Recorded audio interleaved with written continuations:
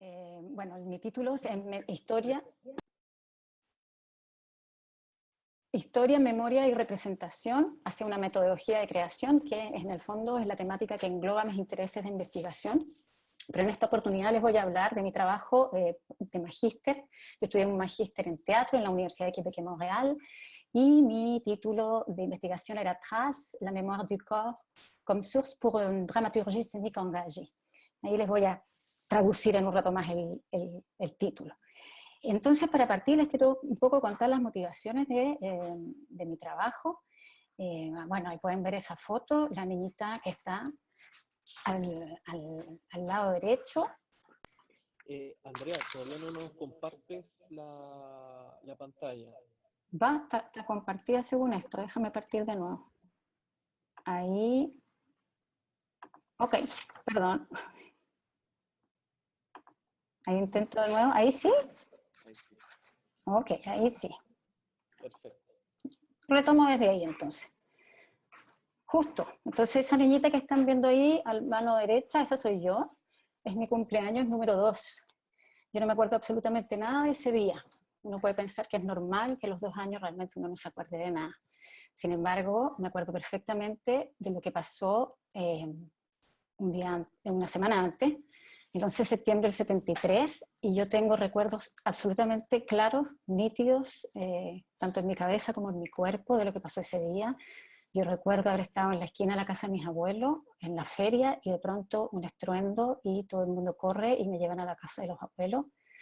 Luego veía por la ventana de la pieza de mi abuela los aviones a ras de ciudad que estaban bombardeando la casa del presidente Allende, que quedaba muy cerca de donde yo estaba. Recuerdo mi horror, mi miedo, y que abrazaba la guata de mi mamá, que estaba embarazada y tenía un vestido amarillo con flores blancas.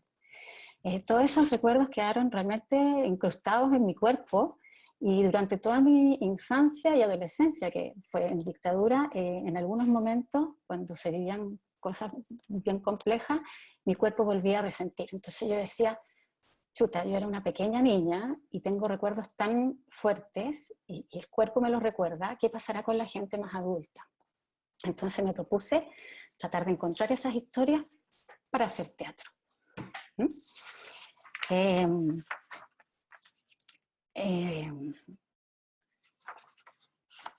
Este trabajo tenía implicancias bien importantes a nivel técnico por un lado, a nivel ético y también a nivel emocional.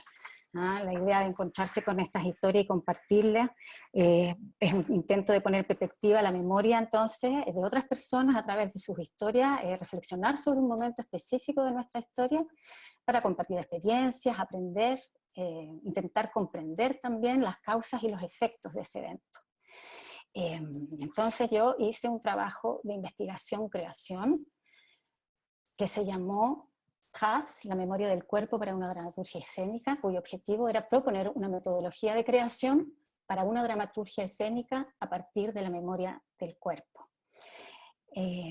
Cuando hablo de dramaturgia escénica me refiero a crear un tejido que tiene acciones físicas y verbales, y ahí se va constituyendo una especie de partitura, ¿no? que es el texto y la dramaturgia y es la historia que uno va contando. Es una manera distinta de hacer teatro. Tradicionalmente uno tiene un texto que escribe un dramaturgo, una dramaturga, el director lo toma y los actores nos preocupamos de encarnar esos roles y esas palabras que están escritas desde el principio.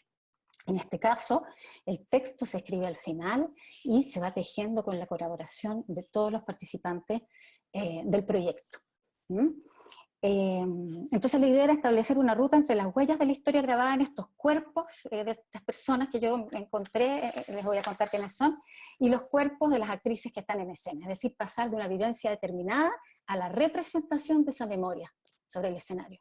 También era importante que pudiéramos ser capaces de encontrar cuál era el camino para hacer esta experiencia. Entonces, de esa manera yo podría proponer una metodología para el trabajo de escritura escénica. Entonces, al iniciar la investigación nos preguntamos, ¿cómo desarrollar un proceso creativo a partir de la memoria del cuerpo de estas mujeres chilenas? Trabajé con 4 mujeres chilenas que viven en este momento en Montreal y que vivieron el golpe de Estado en Chile.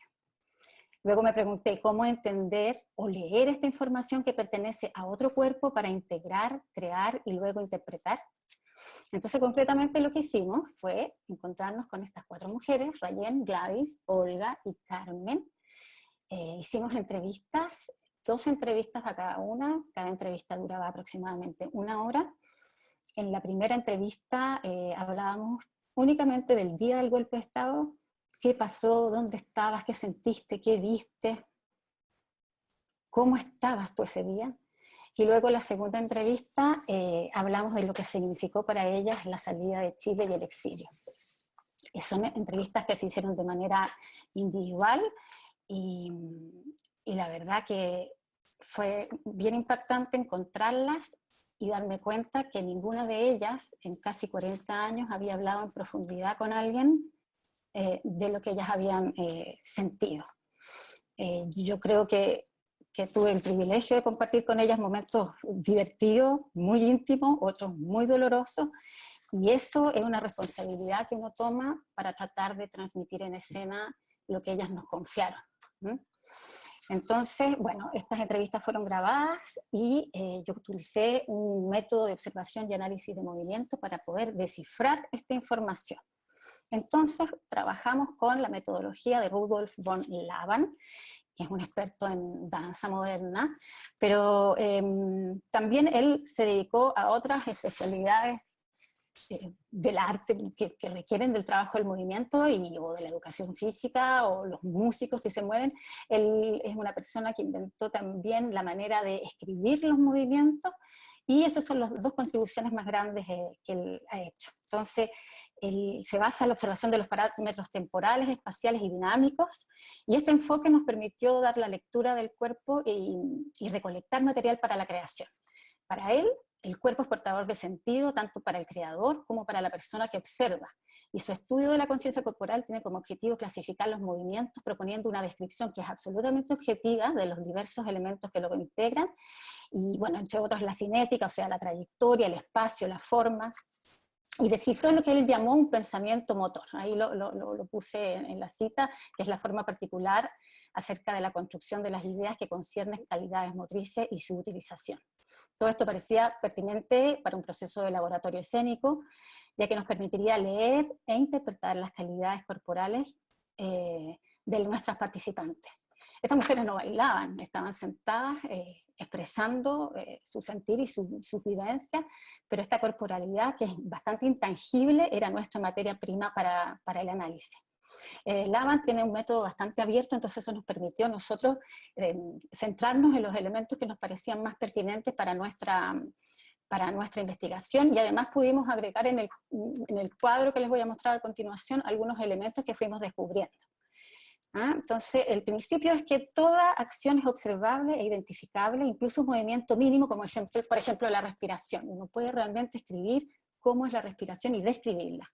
Entonces nos vamos a centrar, muy rápidamente voy a pasar sobre la información. Aquí tienen el cuadro, está la kinesfera, la dinamosfera, son los 2 ejes. Entonces la kinesfera destaca los aspectos visibles del movimiento y son movimientos totalmente objetivos. Uno responde a la pregunta, ¿qué hace el cuerpo? Uno puede ver lo que hace el cuerpo y dónde lo hace, en el espacio. ¿Qué hace el cuerpo? Mueve el brazo derecho, tiende a ir hacia adelante, o va hacia abajo, tiende a hacer movimientos circulares, rectos, etc.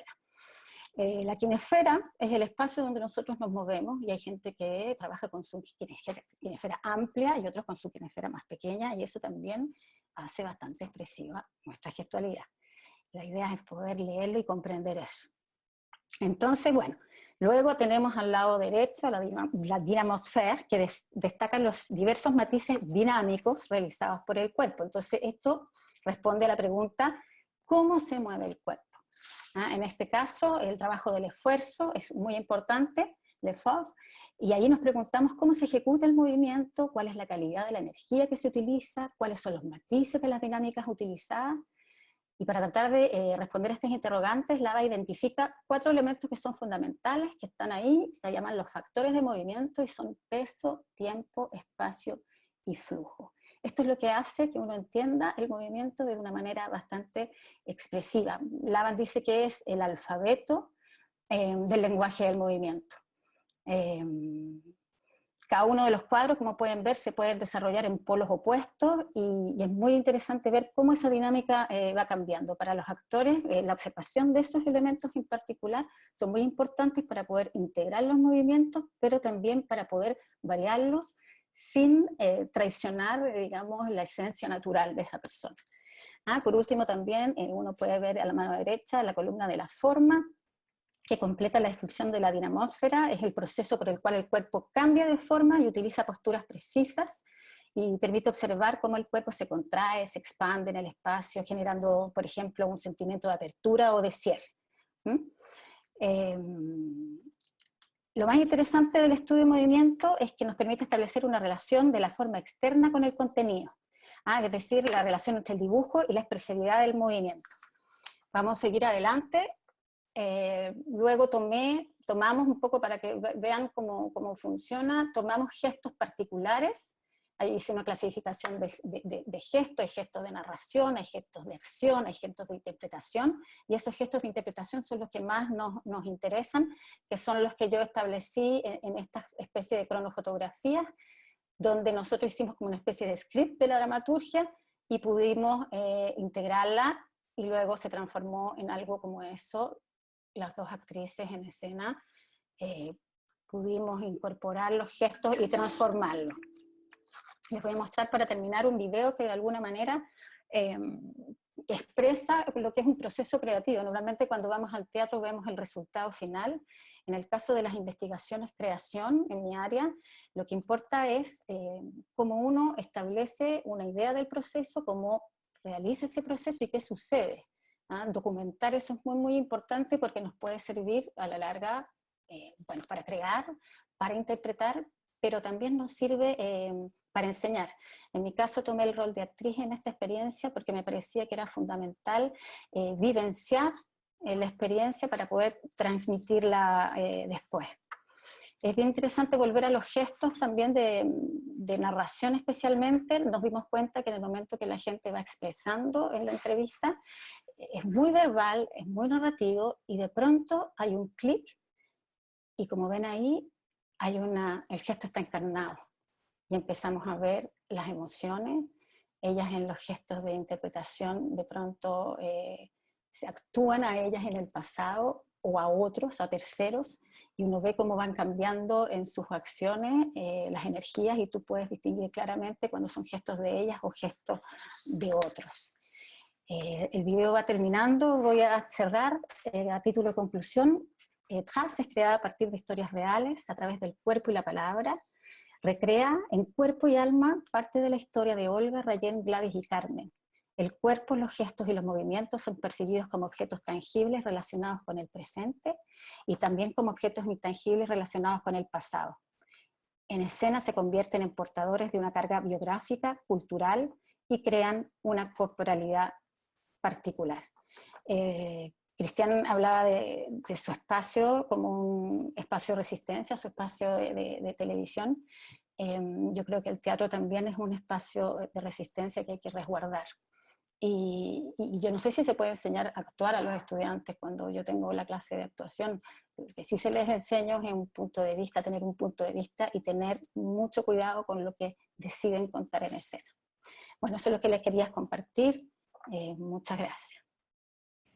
Antes de hablar de mi proyecto, y yo creo que tomando un poco como Andrea, este método de narración de Andrea, voy a utilizar una historia personal que escribí, porque yo creo que es muy personal como para contarla abiertamente, así que voy a permitirme leer, de cómo llego y cómo se crea mi interés en el estudio de la literatura latinoamericana. Llegué a Latinoamérica después de haber vivido en Latinoamérica, como una completa ignorante. Siempre viví en Chile, en Santiago, pero vivir en Chile no significa vivir en Chile ni en Latinoamérica, para algunas personas. Mis primeros años estudiando literatura fueron lo duros que deben ser para una mujer de mi clase, que ha vivido, no sé si a propósito o obligada, en esa clase de ignorancia. Probablemente una mezcla de ambas. A los 13 años, pasaba los veranos en un fondo, leyendo, debajo de un nogal, traducciones de literatura inglesa, Enid Blyton y Louisa May Alcott. El nogal quedaba en medio de una extensión enorme de tierra, en medio de una región oficialmente pacificada, blindada por hectáreas de pino y eucalipto, y por el peso de los veranos que solo las niñas como yo, lectoras de traducciones de literatura inglesa, teníamos el lujo de disfrutar. Entonces, un par de años después, Sábado, Wit y Aria, o el Cid de Medeiros y Bolaño, no eran más que nombres un poco exóticos y extraños, a diferencia de Blyton y Alcott, que poblaban de imágenes y memorias. Jugar lacrosse tenía que ser muchísimo más divertido que chutear la pelota, o discutir el destino de un hombre homosexual en una cárcel argentina. Por esas vicisitudes del archivo literario, pasé a ser la perfecta lectora de un colegio privado de clase alta, a ser una turista universitaria, un poco perdida en el mejor de los casos, en un viaje que para algunos era el verdadero canon latinoamericano. En retrospectiva, yo también viví en Latinoamérica. Mi experiencia no era una falsificación de la experiencia real que otros sí habían vivido, sino una forma de leer condicionada por lo que hace 20 años era mi identidad de clase, de género y una posición política, heredada de una familia compuesta por gente que hace 50 años se había sentado bajo el mismo nogal, no sé si a leer, pero sí a pasar los veranos bajo la tranquilidad de una región oficialmente pacificada. Entonces, mis preferencias literarias no fueron construidas inocentemente. Representan la posición política de mi lugar en el mundo, del que fue mi lugar en el mundo. Ahora voy a recuperar un poco la voz teórica, que algunas veces es necesaria, sobre todo en estas instancias, que la función de mi historia, como lectora hace 20 años, nos permite pensar en la inestabilidad de los cánones literarios, su provincialismo y particularidad, y en cómo representa la posición ideológica de diferentes comunidades.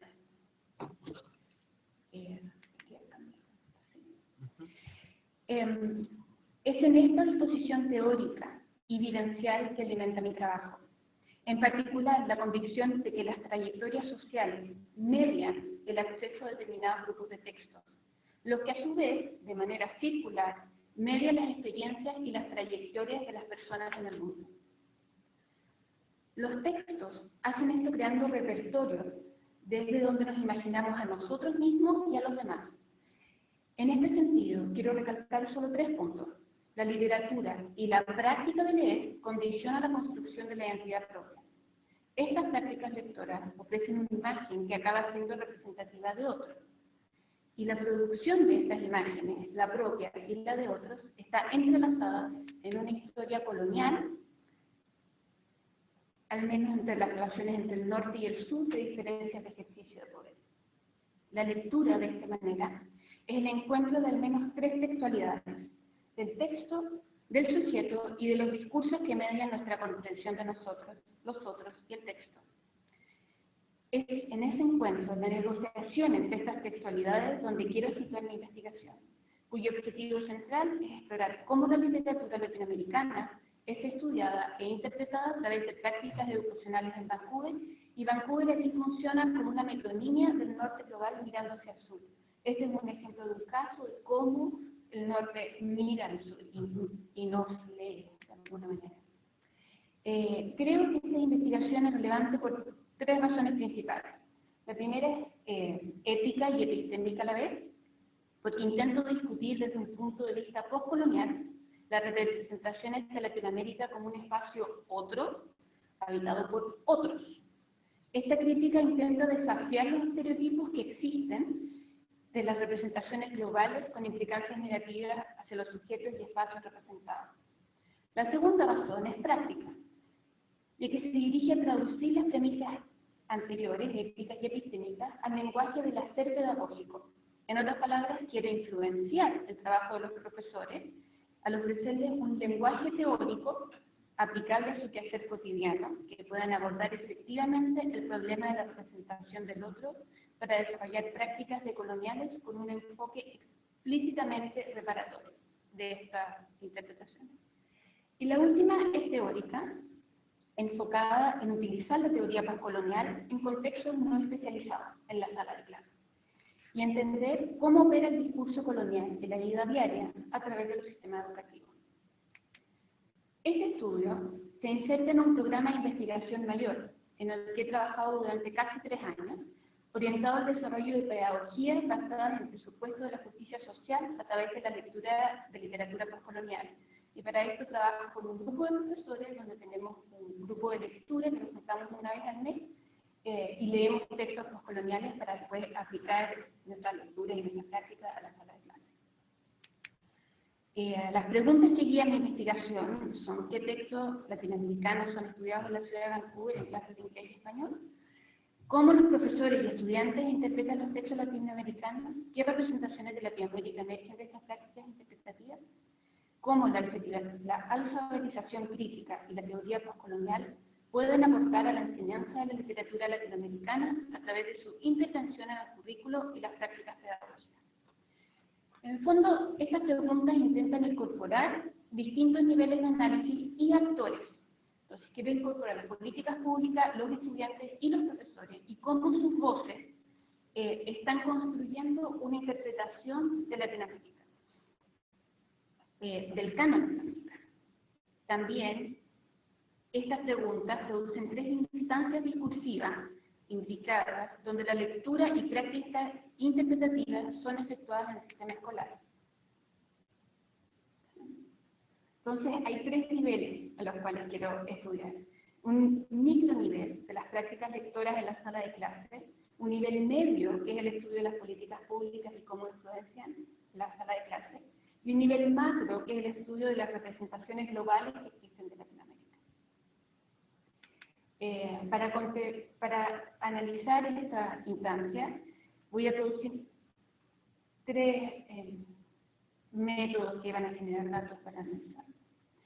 En una prefase del proyecto, como comenté anteriormente, se han generado datos mediante la organización, de este grupo de trabajo que tenemos con los profesores. Estos datos, además de las conversaciones que tenemos, se han completado con entrevistas personales y observación participante del estudio de una novela en una sala de clases.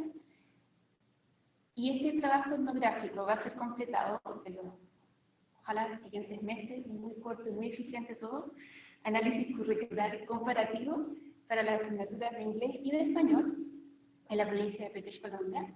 El énfasis, particularmente porque son documentos grandes y uno puede estar perdida y hacer un doctorado solo en eso, ¿qué parte del documento está hablando de la enseñanza de literatura en traducción o literatura latinoamericana? Además de eso, voy a llevar una exploración cuantitativa, voy a invitar a los profesores por medio de un cuestionario a que me digan qué textos latinoamericanos están ocupando. Entonces, así construir de alguna manera el canon que realmente está leyendo en la sala de clase.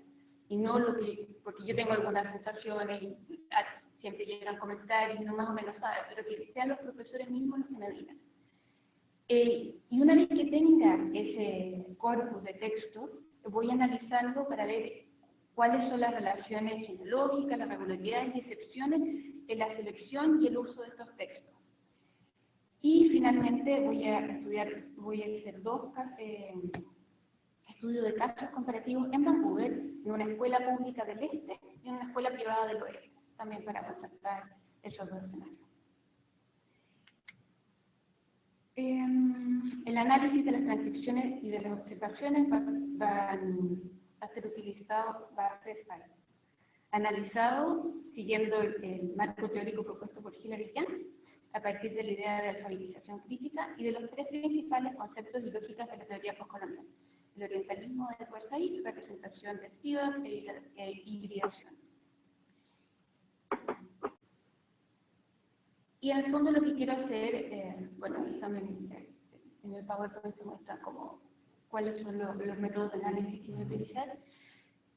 Mi intuición es lo que quiero hacer analizando los datos es ver cómo las identidades subalternas latinoamericana en este caso, son discutidas en el aula, cómo el poder es problematizado u obviado y cómo los diferentes espacios son retratados e imaginados.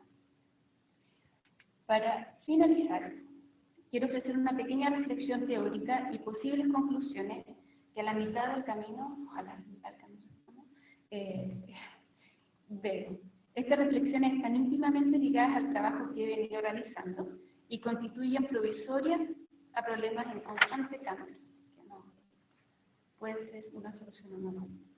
Los textos, independientes de su contenido proposicional, es decir, de lo que dicen y de lo que representan, son leídos a través de discursos preexistentes.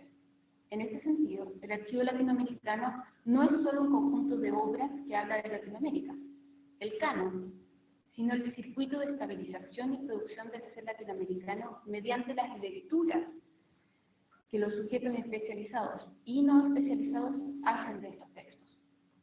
Entonces, a nivel teórico, esto implica que el concepto de archivo debe incluir el problema de la interpretación. El que hace, no es el canon solo como un conjunto de textos, pues es el circuito de interpretación, cómo yo lo leo, cómo yo me estoy enfrentando a García Márquez, cómo me estoy enfrentando a Isabel Allende, los típicos textos que salen y cómo los voy leyendo, cómo lo interpretan y cómo lo leen. Eso es lo que hace emerger el sentido del texto desde un lugar específico.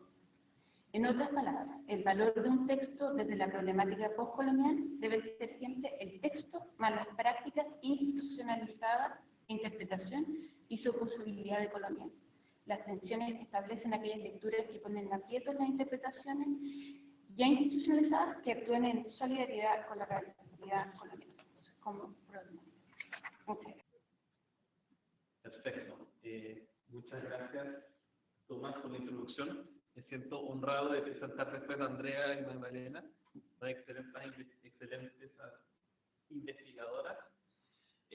Había pensado originalmente realizar la presentación de manera bilingüe por si existían personas que solo hablaran inglés en la audiencia, pero debido a que no tenemos ningún invitado o invitada con esas características, voy a aprovechar mejor el tiempo y voy a hacer la presentación en español. De todos modos, había enviado el abstract en inglés, así que de ahí pueden ver la traducción del título en castellano, Movimientos Boreales y Australes. Boreal es todo lo que es el equivalente a Australia en el hemisferio norte, por el derecho a la educación, comunicaciones y creación de coaliciones en Chile y Quebec. La presentación la voy a hacer en varios tiempos. Lo más importante que quisiera mencionar para comenzar es que este trabajo es parte de una investigación en curso llamado El invierno chileno, de Santana Herrera, de Solidarité, Coalition de la Politique Publique de 1972, una memoria para la prevención de la violencia política de la Universidad de Laval. Mi directora, la profesora Diane Labrojor. Por lo que, de alguna manera, voy a revelarme ante la estructura clásica de presentar cuál es mi marco teórico y de acción de la investigación para, más que nada, avanzar hacia las conclusiones y aspectos que consideraba interesantes. Si alguien quisiera conocer más acerca de los aspectos formales, va a ser un placer hablar de eso posteriormente. Entonces, primero que todo, hablando de mi rebeldía ante las convenciones académicas, esta investigación es totalmente involucrada. No tengo ninguna pretensión de objetividad, sino más bien de veracidad, porque soy participante e interesada en el tema. Fui militante de movimientos estudiantiles y soy aún, desde la enseñanza media, fui secretario general de la FEUC en el año 2011, junto a un equipo de personas, entre los que hay un diputado, un candidato a diputado, varios funcionarios públicos y un médico que está estudiando para ser anestesista y que va a hacer una estadía en África próximamente. Y por otro lado, también me siento involucrado porque vivo en la ciudad de Quebec desde el año 2014, gracias a la generosidad de mi hermana, que está instalada allí hace mucho tiempo. Y aparte de ser militante estudiantil en mi universidad, mientras llevo a cabo mis estudios, también me he involucrado con esa sociedad, con esa nación que es Quebec, que aprendí su idioma ahí, aprendí a conocerla, a amarla y a valorar toda una trayectoria que nos inspira mucho a los latinoamericanos, de un pueblo que tras muchas dificultades ha logrado imponerse y desarrollarse de acuerdo a su propia voluntad. Entonces, pasando ya a la temática misma de los movimientos estudiantiles, no voy a hacer una larga introducción acerca de lo que sucedió en Chile el año 2011. Lo que podemos afirmar con mucha justeza es que fue un momento importante en nuestra historia reciente, independiente de la variedad de interpretaciones y de posturas personales que podamos tener frente a lo que sucedió ese año.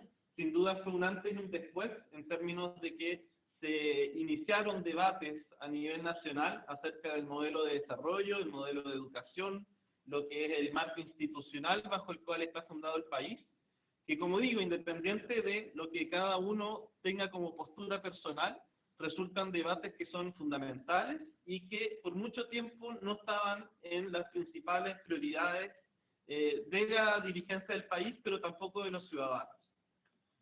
Sí me quisiera detener más en lo que sucedió en Quebec el año 2012 y contar brevemente esta historia. Ustedes tal vez han escuchado que Quebec es la provincia de Canadá, pero además es el estado de la América del Norte con los aranceles universitarios más bajos, de lejos. Es uno de los lugares donde existe mayor accesibilidad, por lo tanto, a los estudios superiores, y de hecho es la provincia de Canadá con mayor tasa de ingresos en la educación postsecundaria. Más del 50% de la población tiene sea un título universitario o un título técnico. También debido a que existe una red de instituciones postsecundarias llamadas CEGEP, Centro de Estudios General de Estudios Profesionales, que de manera gratuita permite a cualquier persona llevar a cabo una carrera técnica y que por lo demás es obligatorio también para ingresar a la universidad, porque existe un programa preuniversitario en esa estructura. Lo que sucedió en el año 2012 es que el gobierno del Partido Liberal de Quebec, que no está afiliado con el Partido Liberal de Canadá, sino que es un partido independiente que opera en la esfera provincial quebequense, propone un aumento importante de los aranceles universitarios. Esto en el presupuesto del año 2011-2012. Ante esta situación, en esta provincia existe una tradición antigua de organización de movimientos estudiantiles.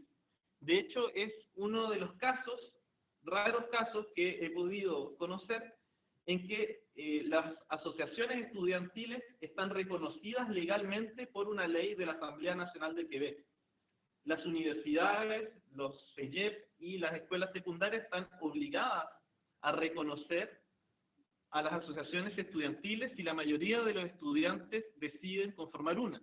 Y deben, en consecuencia, transferirles una cuota que se cobra junto a los aranceles de manera anual.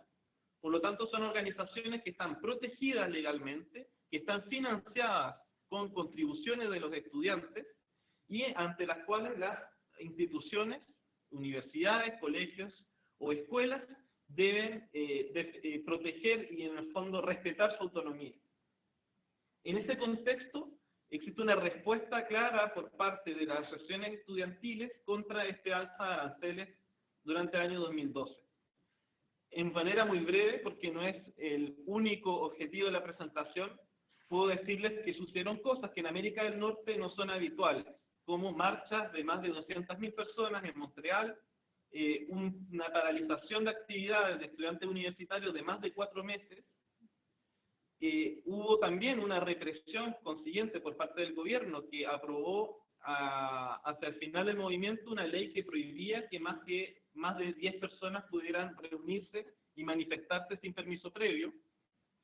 Esta ley concitó un gran rechazo por parte de la población que llevó a cabo una manifestación que nosotros conocemos muy bien, que son los cacerolazos, que por lo demás la persona que las convocó, un profesor de región del interior de Quebec, un profesor de CEGEP, se inspiró de los libros que había leído sobre la dictadura en Chile para convocar vía Facebook a los cacerolazos. Ahí vemos un aprendizaje también norte-sur en que nosotros servimos de inspiración para movimientos sociales en el hemisferio norte.